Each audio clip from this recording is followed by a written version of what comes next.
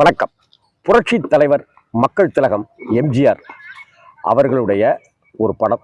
அந்த படம் வந்து 60 வருடங்கள் ஆயிடுச்சு. தெய்வத்தாய்.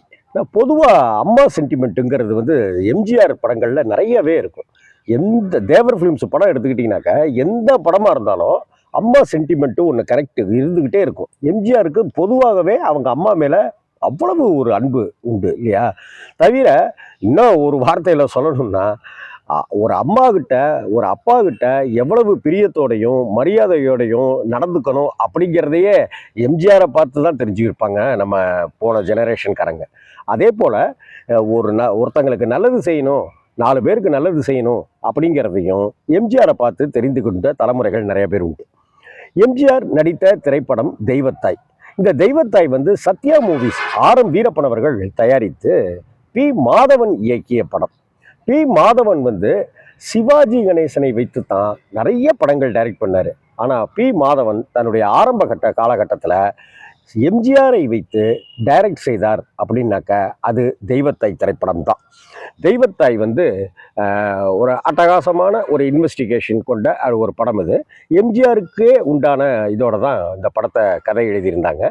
இந்த படத்தில் இன்னொரு சிறப்பம்சம் என்ன அப்படின்னு சொன்னாக்க, இயக்குனர் சிகரம் அப்படின்னு கொண்டாடப்படுகிற K. Balachander sir, KP sir, கிட்டத்தட்ட அவர் 60களிலிருந்து வந்து பல புரட்சிகளையும் புதுமைகளையும் நம்ம தமிழ் சினிமாவுக்கு படைத்தவர். அந்த கே. பாலச்சந்தர் சார் தமிழ் திரையுலகில் ஒரு வசனகர்த்தாவாகத்தான் அறிமுகமானார். அப்படி அவர் வசனம் எழுதிய திரைப்படம் தெய்வத்தாய். இன்னொரு விஷயம், எம்ஜிஆர் அவர்களும் கே. பாலச்சந்தர் அவர்களும் இணைந்து ஒர்க் பண்ணின படம் அப்படிங்கிற வகையிலையும் தெய்வத்தாய் திரைப்படம் வந்து முக்கியத்துவம் வாய்ந்தது அப்படின்னு தான் சொல்லணும். அந்த காலகட்டத்தில் திமுகவுடைய ஒரு பிரச்சார பீரங்கியாகவே எம்ஜிஆர் இருந்தார். அதனால தான் 3 எழுத்தில் என் மூச்சிருக்கும் அப்படிங்கிற பாட்டு, 3 எழுத்துன்னா திமுக, அதை குறிக்கிற வகையில் பாட்டு அந்த படத்தில் இடம்பெற்றது. அதே போல் வண்ணக்கிளி சொன்ன மொழி என்ன மொழியோ அப்படிங்கிற அந்த பாட்டும் சூப்பர் டூப்பர் ஹிட் அடிச்சிச்சு. பருவம் போன பாதை அப்படின்னு ஒரு பாட்டு, அந்த பாட்டும் ஹிட்டு.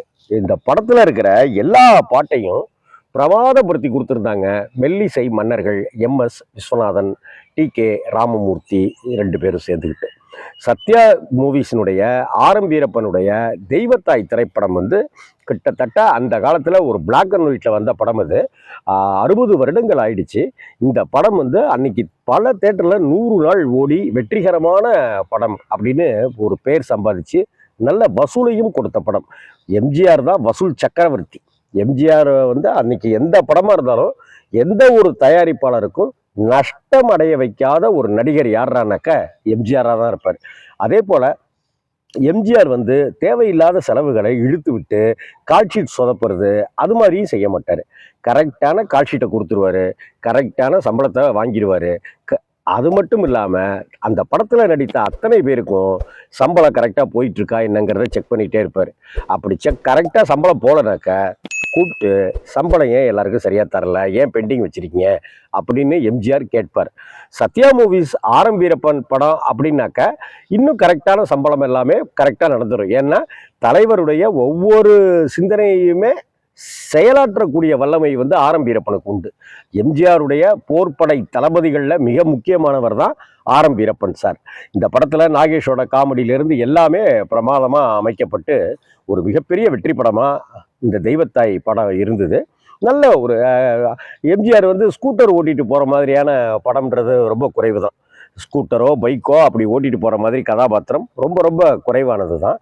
இந்த படத்தில் ஸ்கூட்டர் ஓட்டிகிட்டு இருக்கிற எம்ஜிஆரை நாம் ரசிக்க முடியும்.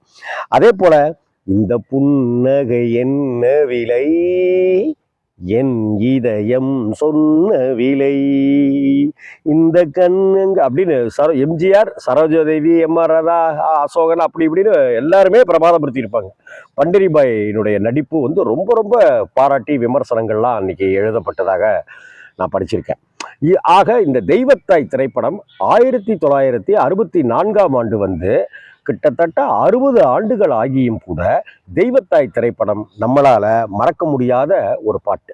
இந்த படத்துல எல்லா பாட்டும் ஹிட்னு சொன்னேன் இல்லையா, இன்னொரு பாட்டு இருக்கு. ஒரு பெண்ணை பார்த்து நிலவை பார்த்தேன், நிலவில் குளிரில்லை, அவள் கண்ணை பார்த்து மலரை பார்த்தேன், மலரில் அழகில்லை, அவள் இல்லாமல் நான் இல்லை, நான் இல்லாமல் அவள் இல்லை. இந்த மாதிரி எல்லா பாடல்களுமே ஹிட்டு. வண்ணக்கிளி, சொன்ன மொழி, மூன்று எழுத்தில் என் மூச்சு இருக்கும், அப்படி இப்படின்னு சூப்பர் டூப்பர் ஹிட்ல இந்த படத்துல எல்லா பாடல்களும் அமைஞ்சுது. எம்ஜிஆருடைய மிக முக்கியமான வெற்றி பட வரிசையில தெய்வத்தாய் திரைப்படமும் அமைஞ்சுது. 60 ஆண்டுகள் ஆகிட்டாலும் கூட தெய்வத்தாய் திரைப்படத்தை நம்மளால மறக்க முடியாது. புரட்சி தலைவரை நம்மளால என்னைக்குமே மறக்க முடியாது. கே பாலச்சந்தர் சார் வசனகர்த்தாவாக அறிமுகமான தெய்வத்தாய், அவர் வசனகர்த்தாவாக அறிமுகமாகி 60 ஆண்டுகள் ஆயிடுச்சு அப்படிங்கிறதுல சத்யா இப்ப சமீப காலத்துக்கு முன்னாடி, சில மாதங்களுக்கு முன்னாடி காலமான ஆர்.எம். வீரப்பனையாவுக்கு ஒரு வணக்கத்தையும், புரட்சி தலைவர் எம்ஜிஆருக்கு ஒரு வணக்கத்தையும், இயக்குனர் சிகரம் கே பாலச்சந்தர் சாருக்கு ஒரு வணக்கத்தையும், சிவாஜியை வைத்து ரசித்து ரசித்து எடுத்த பி மாதவன் அவர்கள் இந்த படத்தை டைரக்ட் பண்ண விதத்தில் பி மாதவன் சாரையும் நாம வணங்கி மகிழ்வோம். 60 ஆண்டுகள் ஆகியும் தெய்வத்தாய் எப்போதுமே தெய்வத்தாய் தான். வணக்கம்.